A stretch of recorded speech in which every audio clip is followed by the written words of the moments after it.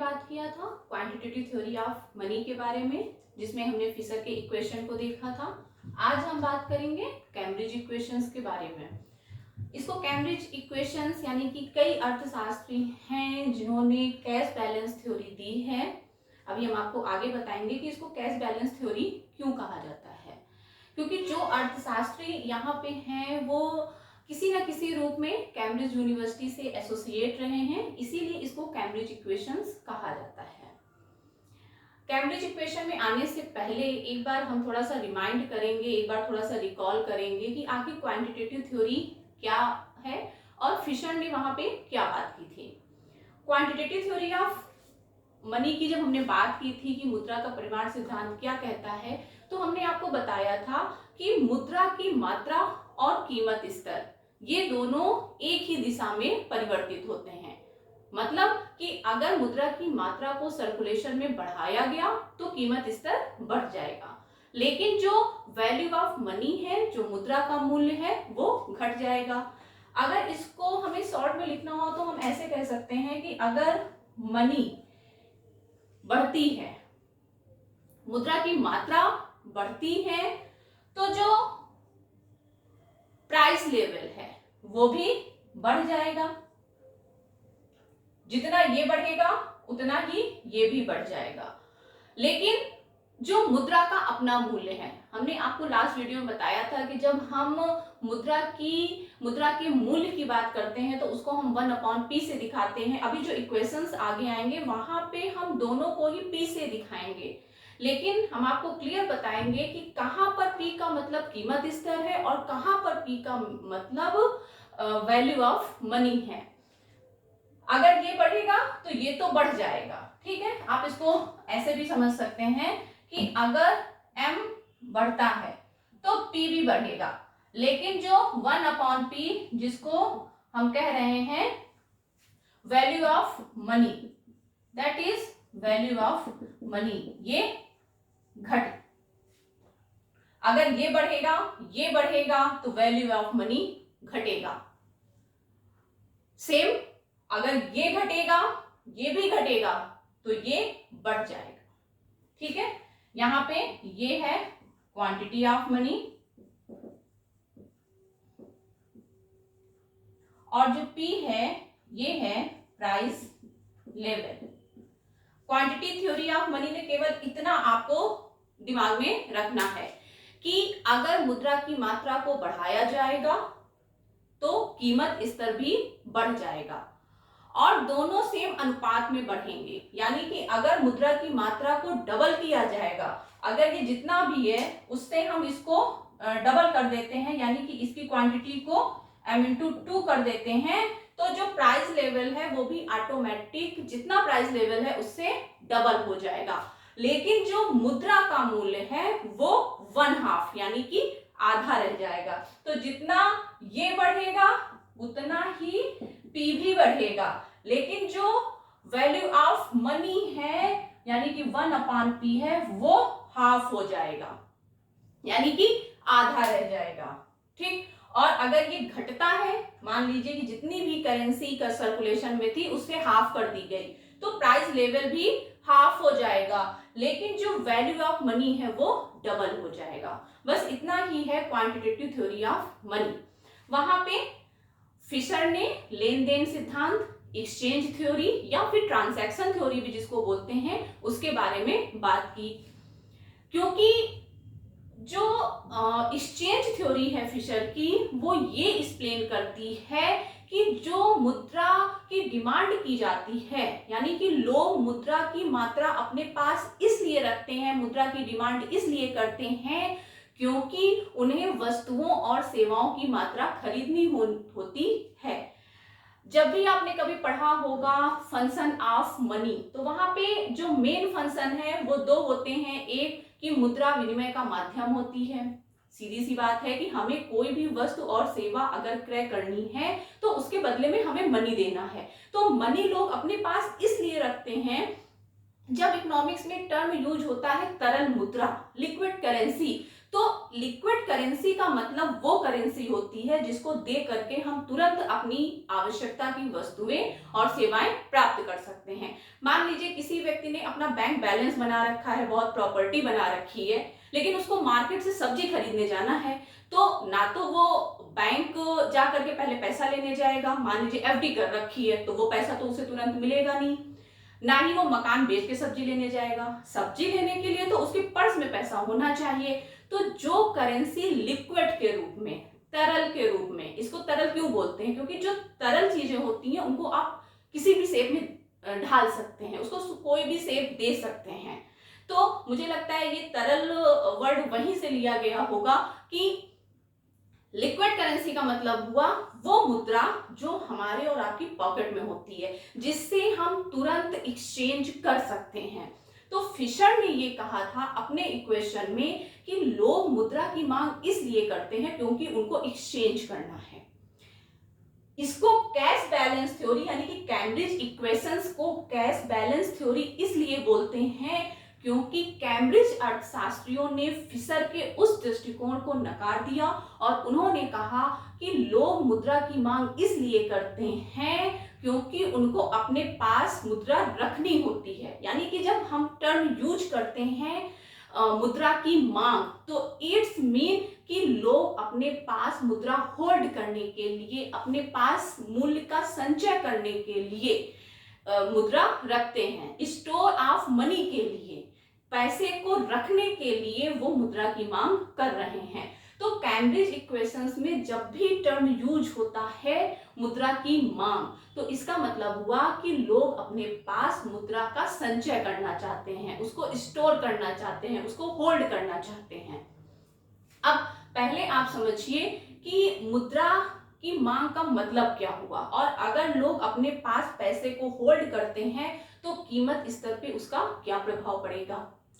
क्योंकि हम quantity theory में यही तो पढ़ रहे हैं कि मुद्रा की मात्रा और कीमत स्तर एंड वैल्यू ऑफ मनी, हम यही तीन टर्म पढ़ रहे हैं कि मुद्रा की मात्रा किस प्रकार से प्रभावित करती है कीमत स्तर को, और किस प्रकार से मुद्रा की मात्रा प्रभावित करती है वैल्यू ऑफ मनी को। हम यही तीन बातें ही तो कर रहे हैं।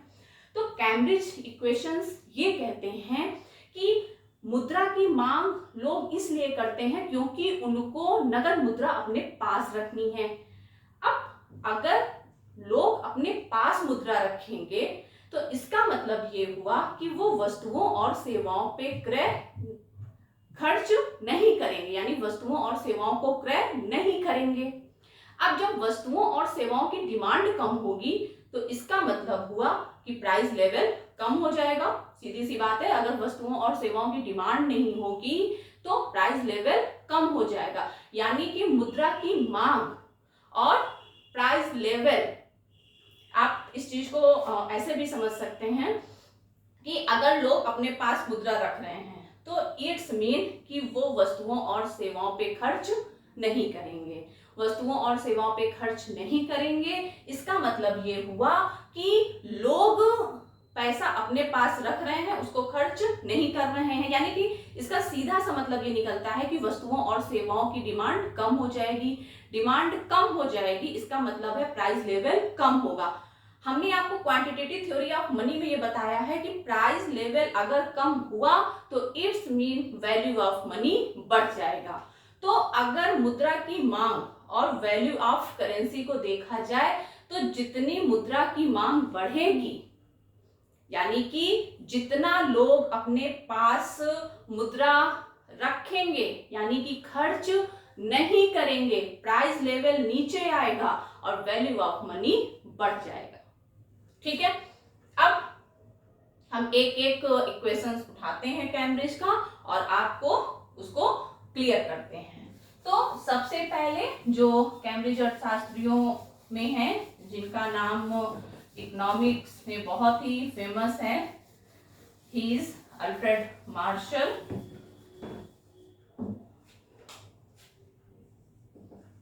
अल्फ्रेड मार्शल ने जो इक्वेशन दिया है, उन्होंने कहा कि जो m होता है मुद्रा की मात्रा, मुद्रा की मात्रा का मतलब हुआ सप्लाई ऑफ मनी, ठीक है। एक बात और भी आप यहाँ पे पहले समझ लीजिए कि जो फिशर का इक्वेशन था वो मुद्रा की सप्लाई पे ज्यादा जोर दे रहा था, लेकिन जो कैम्ब्रिज इक्वेशंस हैं वो मुद्रा की मांग पे जोर दे रहे हैं, क्योंकि मुद्रा की मांग यानी कि होल्ड करने के लिए की जा रही है, अपने पास रखने के लिए की जा रही है। तो यहाँ पे मुद्रा की मांग, demand for money, that is more important then supply of money. और वैसे भी हम ये जानते हैं कि जो सप्लाई ऑफ मनी होता है उस पर हमारा और आपका कोई बस नहीं होता है। सप्लाई ऑफ मनी कितनी होगी किसी भी टाइम पे, ये फैसला रिजर्व बैंक लेती है, मौद्रिक नीति के अकॉर्डिंग टू होता है, सरकार उसके बारे में फैसला लेती है, वो हमारे और आपके अधिकार क्षेत्र से बाहर है। तो एक दिए हुए समय पर जो मुद्रा की पूर्ति होती है वो तो स्थिर होती है, तो जो मुद्रा की मांग है वो यहाँ पे एक्टिव फैक्टर है। ठीक है, तो m बराबर इन्होंने जो अपना इक्वेशन दिया है दैट इज KPY। अब आपको ये समझना है कि इस इक्वेशन का क्या मतलब है। यहाँ पे m बराबर है मुद्रा की पूर्ति,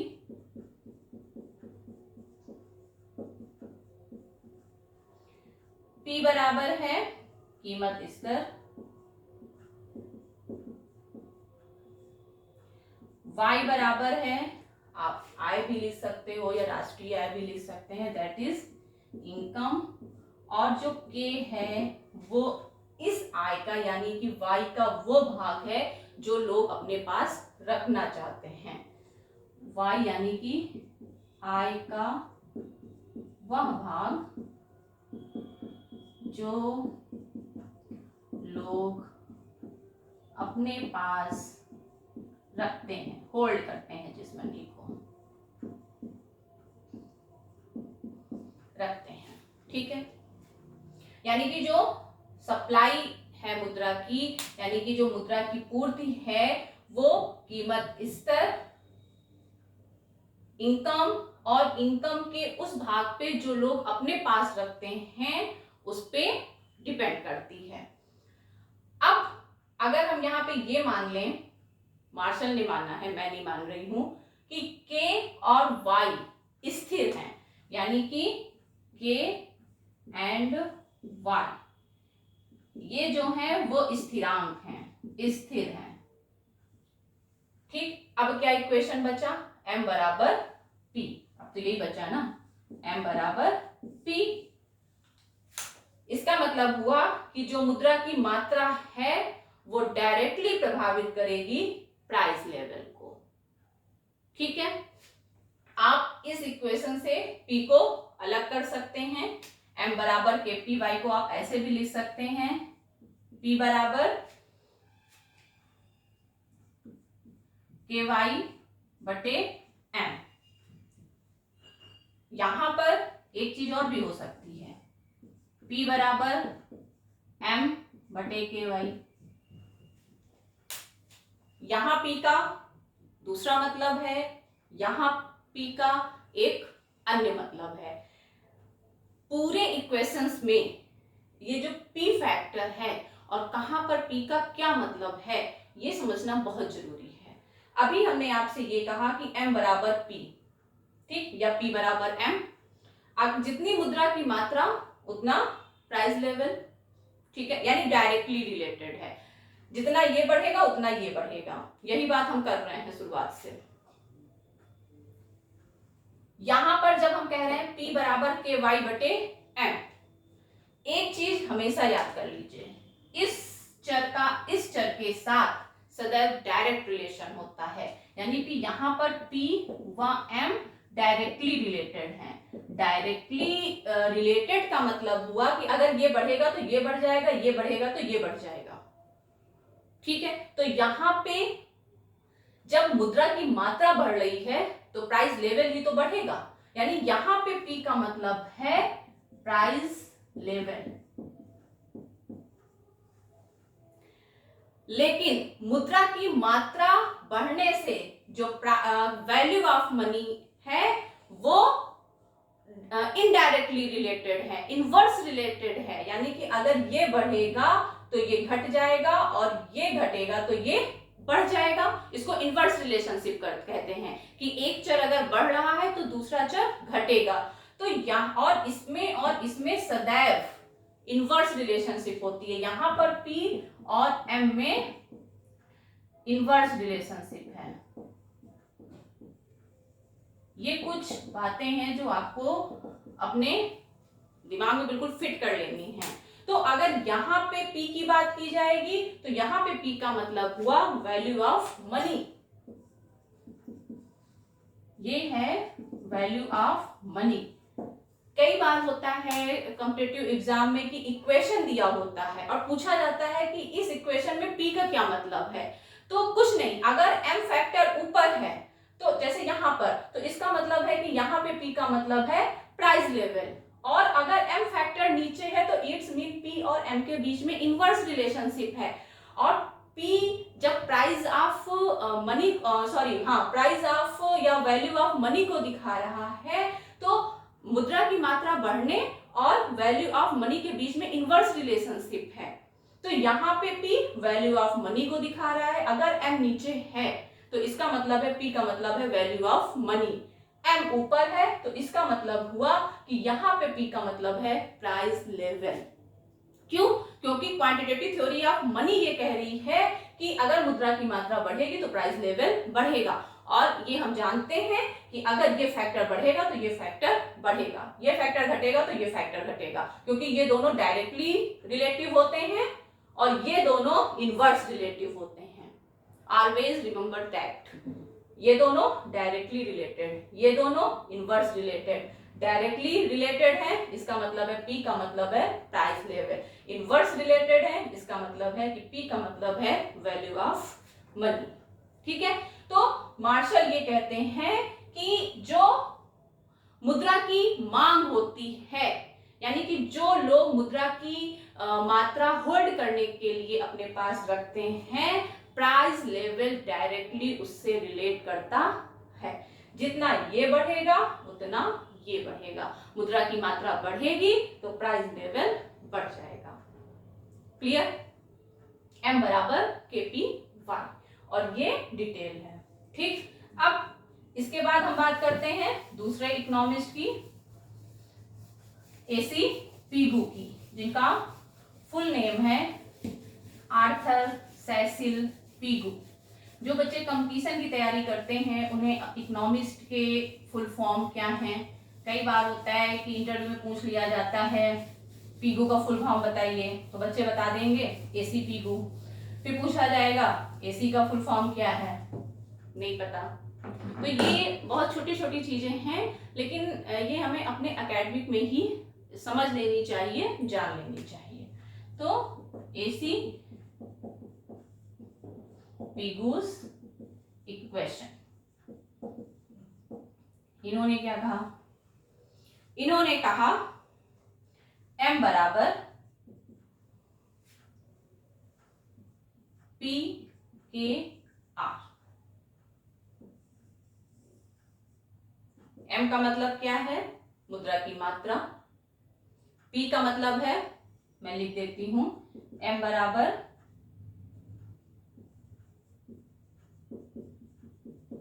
मुद्रा की मात्रा, P बराबर कीमत स्तर, R बराबर वास्तविक आय, रियल इनकम से R लिया गया है, वास्तविक आय, और K R का वह भाग है जो लोग अपने पास, R का वह भाग जो लोग अपने पास नगद रूप में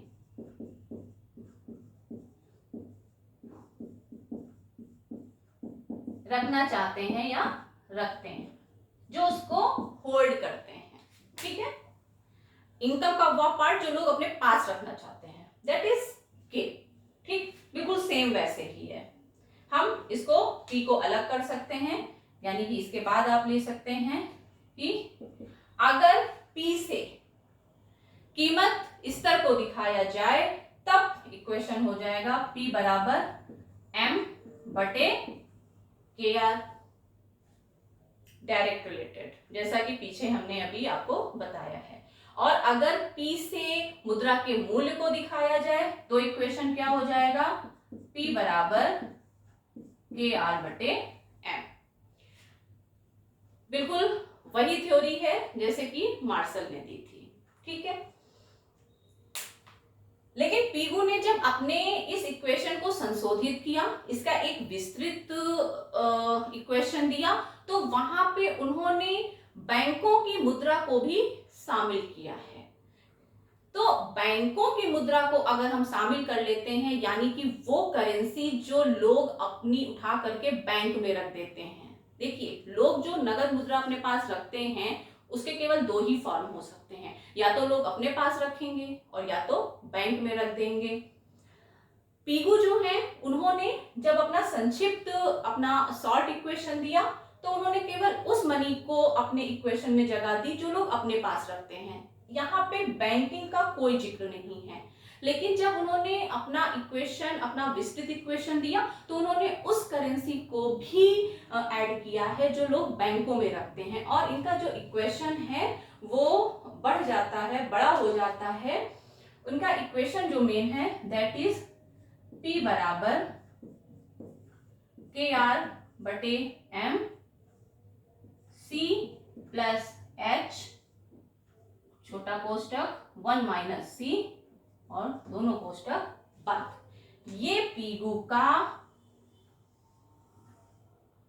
विस्तृत इक्वेशन है, ये पीगू का शॉर्ट इक्वेशन है, ये तीनों, और ये पीगू का अपना ही संशोधित इक्वेशन है।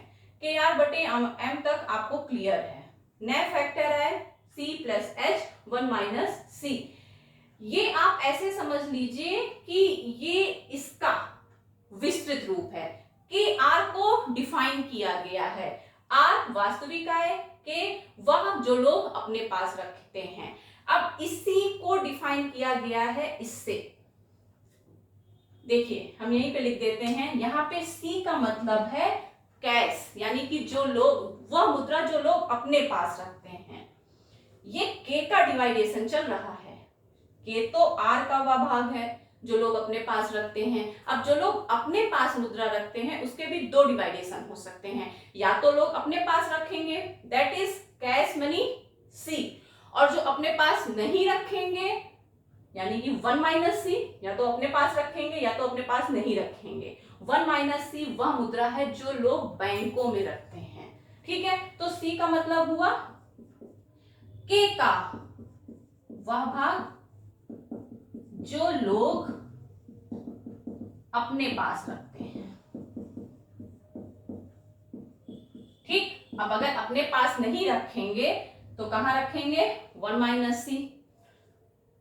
C मान लीजिए कि हम कह रहे हैं कि C आपका, K आपका हम मान लेते हैं कि 100 रुपीज है, इसको ऐसे समझिए आप, ठीक है। ये 100 रुपी है जो लोग अपने पास रखेंगे, ये तो K हो गया, ठीक है। अब इस K के भी दो पार्ट हो सकते हैं, C और 1 - C। तो C हुआ वह मुद्रा जो लोग अपने पास रखते हैं। मान लीजिए किसी व्यक्ति ने अपने अनुभव से या अपनी जरूरत के हिसाब से ये डिसीजन लिया कि हम 100 रुपए अगर हमारी सेविंग है या हमारे पास हमें रखने हैं किसी भी जरूरत के लिए, तो हम इसमें से 40 रुपए अपने पास रख देंगे। अब अगर हमें ये निकालना है कि वह मुद्रा जो बैंकों में रखी गई, तो हम 100, अगर हम 100 को मान रहे हैं कि दैट इज इक्वल टू 1, तो हम क्या करेंगे, 100 में 40 को माइनस कर देंगे। तो यही बात तो वहां लिखी है, 1 - C।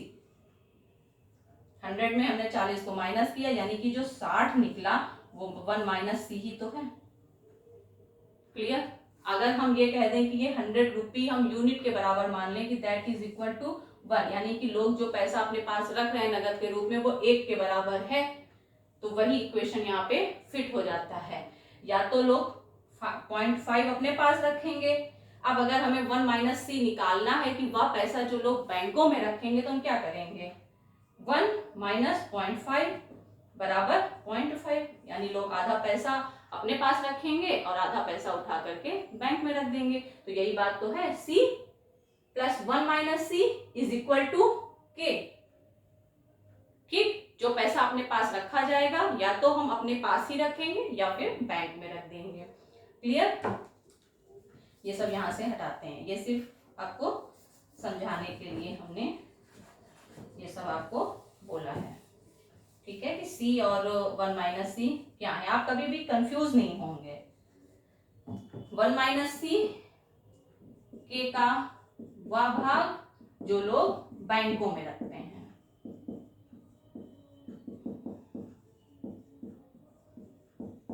अभी एक फैक्टर बचा है एच। अब ये समझिए एच क्या है। एच बैंकों की वह मुद्रा है जो बैंक अपने पास रखते हैं। अगर आपने थोड़ा सा भी बैंकिंग पढ़ा होगा तो आपने ये पढ़ा होगा कि जो बैंक होते हैं वो अपनी लिक्विडिटी मेंटेन करने के लिए कुछ रिजर्व रेशियोज मेंटेन करते हैं, जैसे कि CRR cash reserve ratio, SLR, ER, RR, कई रिजर्व होते हैं जो बैंक अपने पास रखते हैं। जैसे कि एक व्यक्ति अपनी कठिनाई के लिए, अपने भविष्य के लिए, अपनी लिक्विडिटी मेंटेन करने के लिए अपने पास नगद मुद्रा रखते हैं, वैसे ही बैंक भी सारा का सारा पैसा उठा करके लोन के रूप में, ऋण के रूप में नहीं दे देते हैं, बल्कि वो भी जितनी उनकी जमाएं होती हैं उसका एक भाग अपने पास रखते हैं, और उसी को दिखाया गया है एच से। तो एच का मतलब हुआ बैंक जमा का वह भाग जो बैंक अपने पास नगद रूप में रखते हैं।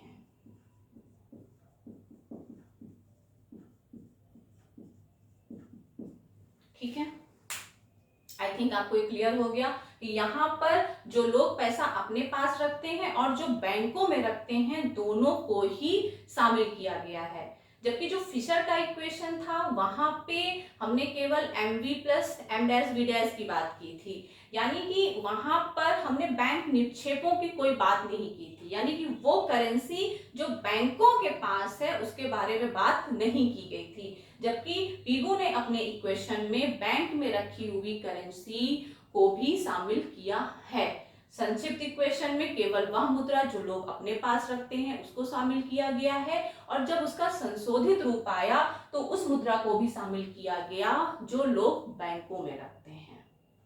ठीक है, अब जो पीगू का इक्वेशन है इसको हम एक डायग्राम के माध्यम से भी दिखा सकते हैं कि जैसे जैसे मुद्रा की मात्रा बढ़ती जाती है वैसे वैसे जो वैल्यू ऑफ मनी है वो कैसे घटेगी।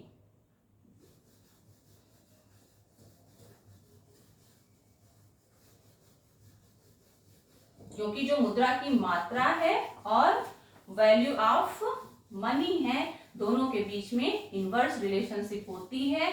तो आप ये नहीं कह सकते हैं कि ये बेसिकली केवल पीगू के इक्वेशन से ही रिलेटेड डायग्राम है, ये आप क्वांटिटी थ्योरी से रिलेटेड डायग्राम कहेंगे।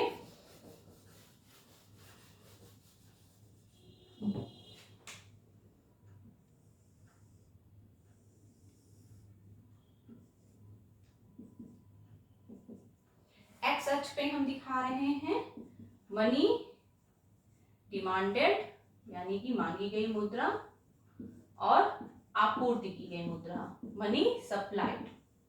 ठीक, और वाई अक्ष पे हम दिखा रहे हैं वैल्यू ऑफ मनी को। अब demand for money and supply for money दो वक्र आएंगे। हम ये जानते हैं कि जो सप्लाई ऑफ मनी है वो हमारे और आपके अधिकार क्षेत्र से बाहर है। एक निश्चित समय में जो सप्लाई होती है वो स्थिर होती है। क्यों? क्योंकि वो एक्सोजीनियस रूप से प्रभावित होती है, उस पर हमारा और आपका कोई प्रभाव नहीं है। ये सरकार डिफाइन करती है, वो सोचती है, रिजर्व बैंक डिफाइन करता है, देश की मौद्रिक नीति निर्धारित करती है कि एक समय में सप्लाई कितनी होनी चाहिए। और जो सप्लाई होती है मनी ऑफ सप्लाई वो एक वर्टिकल लाइन होती है। क्यों? क्योंकि वो स्थिर होती है। ठीक है, तो हम यहाँ पे हम ये मान लेते हैं कि दैट इज Q1 M1। हम कई टर्म्स में ले लेते हैं, एक दूसरे समय में मान लीजिए मुद्रा की सप्लाई बढ़ जाती है, होगी वो वर्टिकल ही, तभी आपको हम ये थ्योरी क्लियर कर पाएंगे। ये Q2 कर दीजिए, हाँ सॉरी, ये Q3 M1। अब हम लाएंगे demand for money curve. Demand for money curve बिल्कुल वैसे ही आएगा जैसे कि डिमांड कर्व होता है।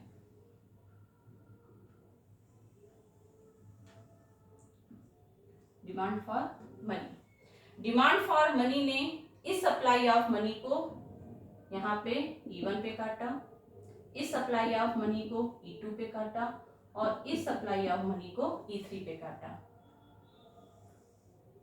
देखिए, जब मुद्रा की मात्रा केवल OM1 है तो जो वैल्यू ऑफ मनी है वो ज्यादा है। दोनों में इनवर्स रिलेशनशिप है। मुद्रा की मात्रा बढ़ेगी तो कीमत स्तर तो बढ़ेगा, लेकिन जो मुद्रा का मूल्य है वो घटेगा। अब जितनी मुद्रा की मात्रा है, मुद्रा की मात्रा अगर यहाँ पे हम मान रहे हैं अपने इस डायग्राम में कि OM1 है, तो वैल्यू ऑफ मनी कितनी है? OP1 है। मुद्रा की मात्रा बढ़ जाती है, OM2 हो जाती है, इतनी बढ़ जाती है, तो जो मुद्रा का मूल्य है वो घट करके OP2 हो गया। E3 पर value of money, sorry supply of money या क्वांटिटी ऑफ मनी और बढ़ गई, M2 M3 इतनी बढ़ा दी गई। जैसे जैसे ये बढ़ रहा है वैसे वैसे प्राइस लेवल भी बढ़ रहा है, ठीक है। लेकिन जो मुद्रा का अपना मूल्य है वो घट रहा है, OP3 हो गया। जब मुद्रा की मात्रा OM1 है, कम है, वैल्यू ऑफ मनी ज्यादा है। मुद्रा की मात्रा बढ़ी, वैल्यू ऑफ मनी घटी। मुद्रा की मात्रा और बढ़ी, वैल्यू ऑफ मनी और घटी। ये इधर को बढ़ रहे हैं, ये इधर को घट रहे हैं। यही तो हम बात कर रहे हैं उतनी देर से। क्वांटिटेटिव थ्योरी ऑफ मनी यही तो है। क्लियर? जितनी वैल्यू ऑफ जितनी क्वांटिटी ऑफ मनी बढ़ी उतना ही प्राइस लेवल भी बढ़ा। अगर पहले प्राइस लेवल ये है तो इतना प्राइस लेवल है, मुद्रा की मात्रा बढ़ी तो प्राइस लेवल भी बढ़ गया, ठीक है। हालांकि प्राइस लेवल को इस डायग्राम में इंक्लूड नहीं किया गया है, लेकिन इनडायरेक्टली यही बात है कि जितनी क्वांटिटी ऑफ मनी बढ़ेगी उतना ही कीमत स्तर भी बढ़ेगा। अगर ये बढ़ रहा है तो प्राइस लेवल भी बढ़ रहा है, लेकिन जो वैल्यू ऑफ मनी है वो घट रही है, ठीक है। जो डीएम कर्व है वो जो कीन्स का तरलता अधिमान सिद्धांत है ये वहां से लिया गया है, क्योंकि डिमांड फॉर मनी और रेट ऑफ इंटरेस्ट के बीच में मैं थोड़ा सा आपको यहाँ बता दूं कि आखिर ये इस शेप का क्यों खींचा गया है। क्योंकि डिमांड फॉर मनी, ये मनी डिमांडेड, बहुत शॉर्ट में मैं जरा सा आपको बता देती हूँ, और यहाँ पे हमने दिखाया है रेट ऑफ इंटरेस्ट। अगर रेट ऑफ इंटरेस्ट हाई होता है, इतना होता है, ज्यादा होता है, तो लोग कम मुद्रा अपने पास रखना चाहते हैं। एक सीधी सी बात है, अगर बैंक ब्याज बढ़ा देते हैं तो लोग अपने पास मुद्रा नहीं रखना चाहते हैं, उठा के उसको बैंक में रखाते हैं। जैसे जैसे ब्याज की दर नीचे आएगी लोग अपने पास मुद्रा ज्यादा रखेंगे। बैंक में रखने से उनको कोई प्रॉफिट नहीं है क्योंकि ब्याज कम है, तो इसीलिए जब ब्याज की दर ज्यादा होती है तो लोग कम मुद्रा अपने पास रखते हैं। उसी टर्म से यहाँ पे डिमांड फॉर मनी का कर्व खींचा गया है, ठीक है। तो ये हो गया आपका पीगू का इक्वेशन। आफ्टर दैट रॉबर्टसन का भी इक्वेशन है, that is not very important, लेकिन क्योंकि वो भी कैम्ब्रिज इक्वेशन में आता है तो बहुत जल्दी से हम उसको भी थोड़ा सा समझ लेते हैं और उसके बाद हम बात करेंगे कीन्स के इक्वेशन पे, दैट इज इम्पॉर्टेंट। तो जो रॉबर्टसन्स इक्वेशन है वो कहीं ना कहीं बिल्कुल सेम पीगू का ही इक्वेशन है, केवल उन्होंने पी के आर कहा था और इन्होंने आर की जगह पे टी टर्म यूज किया है। बस एम बराबर पी के टी, यहाँ पे टी का मतलब है वस्तुओं और सेवाओं की वह मात्रा जिसका व्यापार किया जा रहा है, ठीक है। एम का मतलब है, मैं अब डिटेल नहीं लिख रही हूँ क्योंकि सेम फैक्टर है, आप पीछे से ही कॉपी कर लीजिएगा। एम का मतलब है मुद्रा की मात्रा, पी का मतलब है कीमत स्तर, टी का मतलब है वह मात्रा मुद्रा की यानी कि वस्तुओं और सेवाओं के व्यापार के लिए की जो टोटल व्यापार है उसकी बात की गई है, और के इस टी का वह भाग है जो लोग नगद रूप में रखना चाहते हैं, ठीक है। तो यहाँ पे अब आप पीछे से कॉपी कर लीजिएगा। अगर यहाँ पे पी से हम दिखा रहे हैं कीमत स्तर को, तो इसका मतलब हुआ P बराबर M/KT, ठीक। और अगर हम P से दिखा रहे हैं वैल्यू ऑफ मनी को, तो इसका मतलब हुआ KT/M। यहाँ P का मतलब है कीमत स्तर, यहाँ P का मतलब है वैल्यू ऑफ मनी। केवल एक ही टर्म अलग है कि जो पीगू ने R कहा था वो इन्होंने इसको T कह दिया है। R का मतलब वहां पे रियल इनकम थी, और रियल इनकम जो देश की होती है वो वस्तुओं व सेवाओं की वो मात्रा ही तो होती है, उनका प्राइस लेवल ही तो होता है जो नेशनल इनकम बनती है। तो उन्होंने आर नेशनल नॉमिनल में इसको यूज कर दिया है, और इन्होंने वस्तुओं और सेवाओं की मात्रा के रूप में उसको डिफाइन किया है, बस इतना ही अंतर है। और अब हम लास्ट में बात कर लेते हैं कीन्स के इक्वेशन की, कि कीन्स ने किस प्रकार से अपना इक्वेशन दिया है। जो कीन्स का इक्वेशन है, इनकी जो कैश बैलेंस थ्योरी थी, इसको इन्होंने रियल बैलेंस थ्योरी कहा है, या फिर रियल बैलेंस क्वांटिटेटिव थ्योरी कहा है, क्वांटिटी थ्योरी कहा है।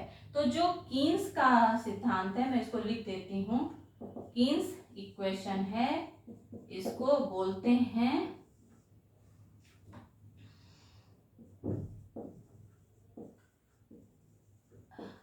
रियल बैलेंस इक्वेशन बोलते हैं, वास्तविक शेष इसको बोलते हैं, आप हिंदी में इसको ऐसे समझ लीजिए, रियल बैलेंस इक्वेशन, वास्तविक शेष समीकरण। ये नगद शेष था, ये वास्तविक शेष है, ठीक है। इन्होंने क्या कहा, इन्होंने इनकी एक बुक आई थी 1923 में, A Tract on Monetary Reform, A Tract on Monetary Reform। इसमें इन्होंने अपना सिद्धांत प्रस्तुत किया था। अंतर ये है कि सभी ने कैपिटल लेटर्स का यूज किया है और इन्होंने स्मॉल लेटर्स का यूज किया है। जो सारे इक्वेशंस में m था उसको इन्होंने n से दिखाया है, यानी n का मतलब है मुद्रा की मात्रा, n बराबर p k, ठीक है। n मुद्रा की मात्रा, p प्राइस लेवल, k वह मात्रा जो लोग अपने पास नगद रूप में रखना चाहते हैं। लिख लीजिए n बराबर मुद्रा की मात्रा। इनका जो m है वो बाकी सारे इक्वेशंस का m है। p कीमत स्तर, और जो k है वह मात्रा, मुद्रा की वह मात्रा, आप लिख लीजिएगा जो लोग अपने पास नगद रूप में रखते हैं।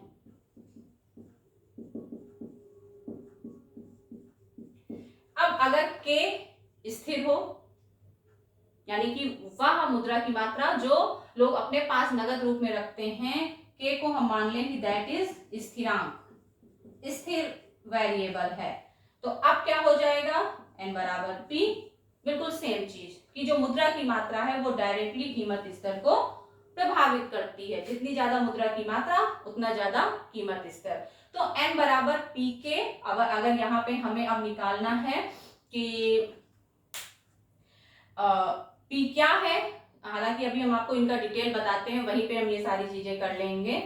तो जो n बराबर pk है, पीकू की तरह इन्होंने भी पहले अपना एक सॉल्ट इक्वेशन दिया, आफ्टर दैट इन्होंने अपना उसका एक नया वर्जन दिया है जिसमें इन्होंने भी बैंक की मुद्रा को शामिल किया है। तो ये इक्वेशंस बढ़ करके हो जाता है n बराबर पी के प्लस आर के डैश। ये इनका फुल इक्वेशन है, यहां तक तो आपको पता ही है, ठीक है। अब या जो k है उसी का एक दूसरा रूप k डैश कहा गया है, यानी कि या तो लोग अपने पास मुद्रा रखेंगे और या तो वो बैंकों में रख देंगे। तो k डैश का मतलब हुआ वह मुद्रा जो लोग बैंक में रखते हैं, बैंक में रखते हैं। और जो पीगू के इक्वेशन में h था, h क्या था, बैंकों की वह मुद्रा जो बैंक अपने पास नगद रूप में रखते हैं, ठीक है। तो उसको इन्होंने r से दिखाया है, यानी कि जो r फैक्टर है वो बैंक जमा की वह मात्रा जो बैंक अपने पास रखते हैं, बैंक अपने पास नगद रूप में रखते हैं।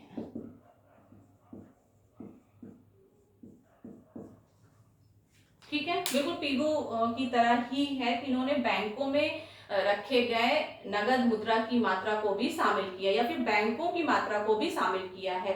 वह मात्रा जो लोग रखते हैं और वह मात्रा जो बैंक अपने पास रखते हैं, दोनों, ठीक है।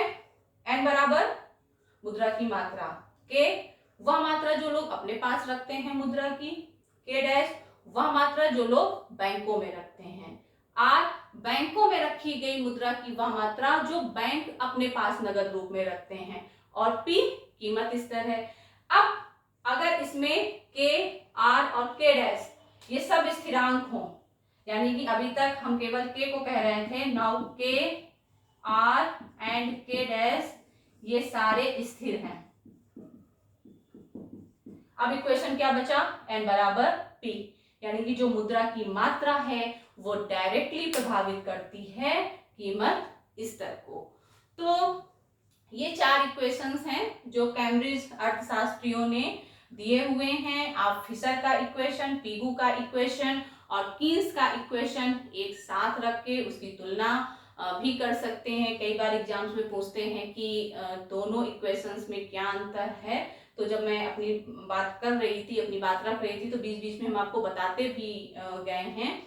तो आप अपने नोट्स प्रिपेयर कर लीजिए। आई होप कि आपको कैम्ब्रिज इक्वेशन समझ में आ गया होगा। Thank you very much.